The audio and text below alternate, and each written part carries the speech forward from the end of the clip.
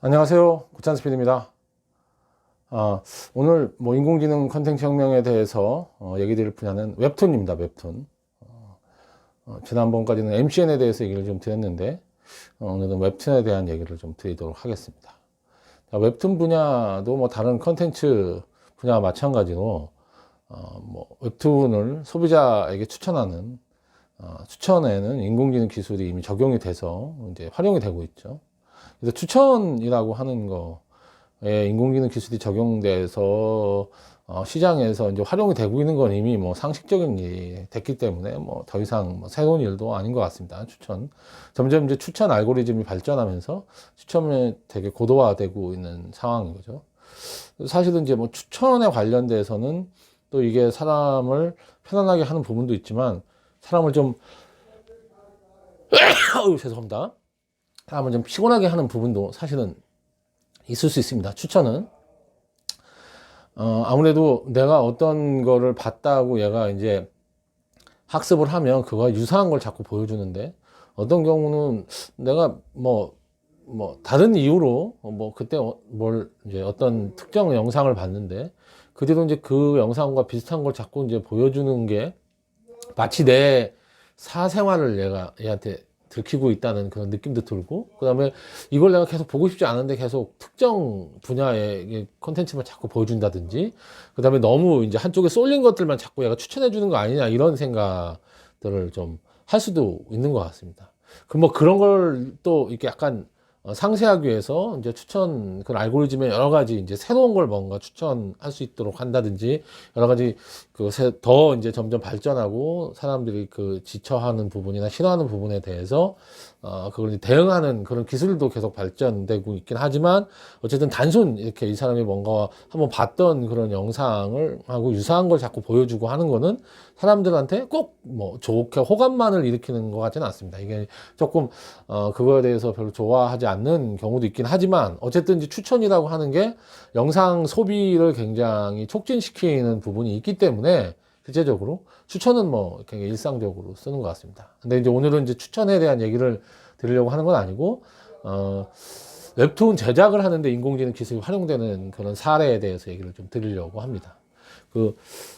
제가 인공지능 컨텐츠 혁명이라는 책을 썼을 때도 이제 네이버 웹툰에서 하이건 작가가 인공지능 기술을 활용해서 뭔가 새로운 시도를 한다라는 얘기를 좀 들어서, 실제로 제가 한번 네이버의 웹툰인 마주쳤다라고 하는 걸 한번 소비해보고, 실제로 이런 소비를 그러니까 실제로 해봤을 때 어떻게 인공지능이 여기 적용되는가, 그런 부분에 대해서 좀 한번 제가 실제로 써보고 나서 책의 그 내용을 이제 기술하기도 했는데요.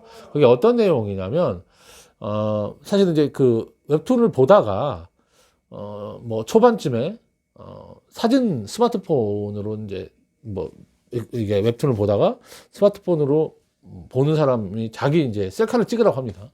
셀카를 찍으면 그때 그 셀카 찍은 이 자기 모습, 셀카 사진이 하일권 작가가 그린 그림 스타일로 만화로 이렇게 변화가 되면서, 그때부터는 주인공이 이제 제가 되는 거죠. 제 얼굴이 주인공으로 제가 보는 거에는. 근데 이제 사람마다 다 각자 자기 얼굴이 주인공인 거죠. 그런 실험을 한 겁니다. 근데 여기에는 이제 그때 이거 하면서 이제 설명을 워낙 많이 했는데, 이제 간이라고 하는 GAN이라고 불리는 인공지능 알고리즘이 이제 활용된 겁니다. 그래서 GAN이라고 하고 인공지능을 이제 구글에 쳐보시면 이제 상세하게, 워낙 유명한 인공지능 알고리즘이기 때문에 상세한 설명이 나와 있으니까 이건 금방 아실 수 있는데, 실제로 세상에 없는 새로운 그런 그림, 새로운 이미지를 만들어내는 그런 알고리즘으로 이제 개발이 된 거고, 이제 그게 생각보다 성능이 괜찮아서 그거에 대한 연구가 지금도 계속되고, 점점 이제 간의 그 알고리즘을 더 발전시켜서 점점 더 좋은 그런 퍼포먼스를 내려고 하는 그런 시도들이 나타나고 있습니다. 근데 간이라고 하는 게 인공지능 알고리즘이 나타나면서, 그동안 인공지능이 모방이라든지 전에 했던 거를 그대로 한다든지 이런 거는 뛰어나지만 새로운 걸 만들어낼 수는 없지 않냐. 인공지능이 창작한다는 게 가능하냐. 뭐 이런 얘기를 사실 많이 했었는데 사실은 세상에 그동안 없던 이미지를 간이라고 하는 걸로 만들어낼 수가 있었기 때문에 이게 굉장히 유명해진 거죠. 간이라고 하는 인공지능 알고리즘 자체가.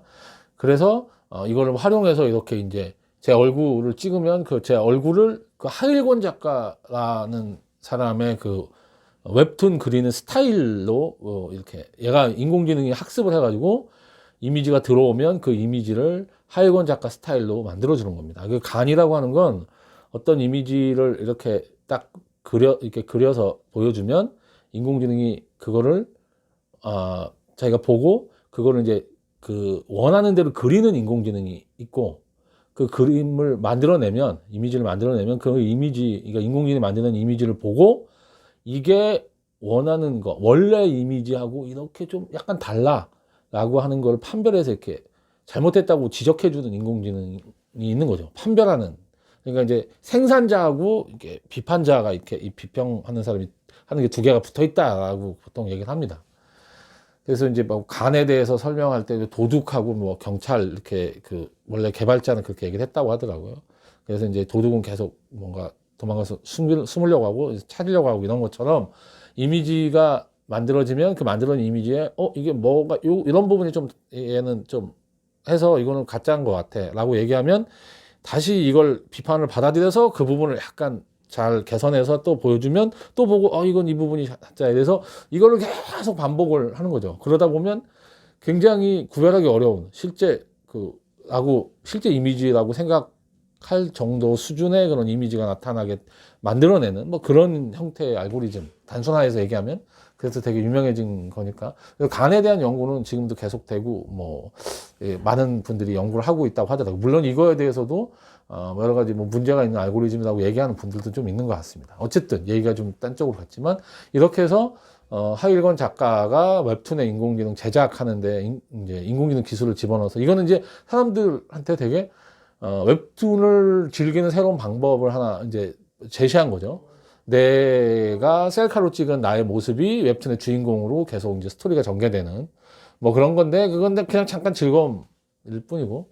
근데 이제 뭐 이 제작 관련돼서 어떤 기술도 있었냐면 툰스케어라는 회사가 하나 있습니다. 웹툰 제작. 이건 삼성 쪽에서 뭔가 이제 밖에 그런 개발자분들을 이렇게 뭐 육성하기 위한 그런 프로젝트로 해서 나온 그런 회사라고 제가 알고 있는데 거기서 툰스케어라는 이제 어플을 처음에 만들어서 거기는 이제 텍스트로 이제 스토리를 입력을 하면 만화를 인공지능이 그려주는 거예요. 그리고 이제 만화의 주인공 캐릭터를 뭐 이것도 똑같이 셀카를 찍거나 아니면 뭐 이미지를 하면 그 이미지로 약간 변형을 해서 만화 주인공의 그런 주인공으로 해서 그게 이제 형성이 되는. 그러니까 웹툰을 실제적으로 이제 하일권 작가의 거는 자기 얼굴만 그냥 해볼 수 있었지만 이거는 내가 스토리 어떤 이런 얘기를 하고 싶다라고 하면 웹툰을 말 그대로 이제 툰스케어라는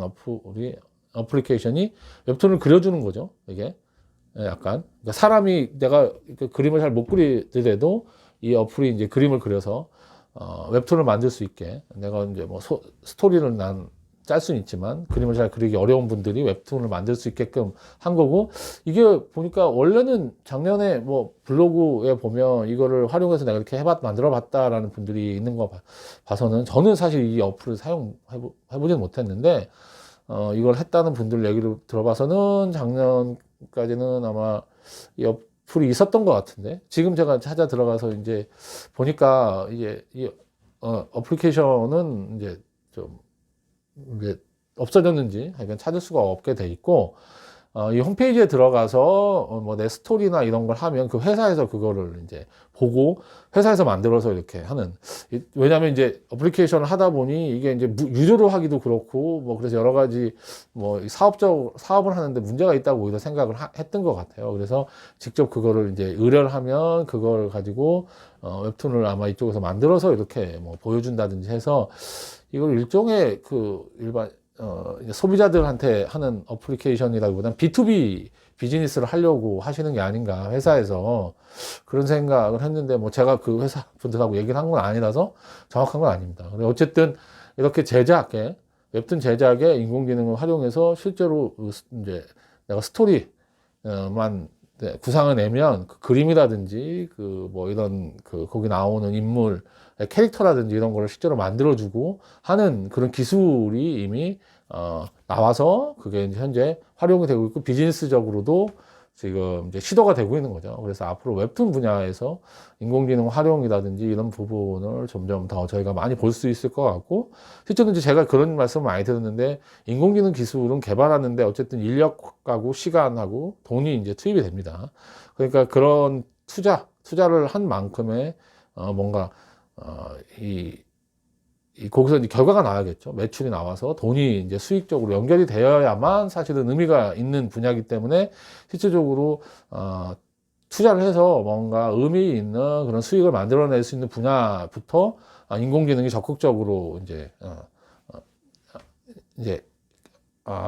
투입이 돼서 뭔가 시도가 될 거고, 그런 시도들이 나타나는 분야는 지금 현재 굉장히 인기가 있거나 시장 자체가 큰 분야가 좀 될 거다. 웹툰도 뭐 그 중에 하나고, 웹툰이 다른 이제 그 이미지를 영상이나 이런 데서보다는 조금 더 이미지를 만들어내기가 조금 파일 크기가 뭐 작다고 볼 수 있겠죠. 그러다 보니까 조금 더 시도하기가 좀 더 용이할 수는 있는 분야라 오히려 다른 데보다 훨씬 더 빠르게 웹툰이 적용될 수도 있지 않을까, 뭐 그런 예상을 해봅니다.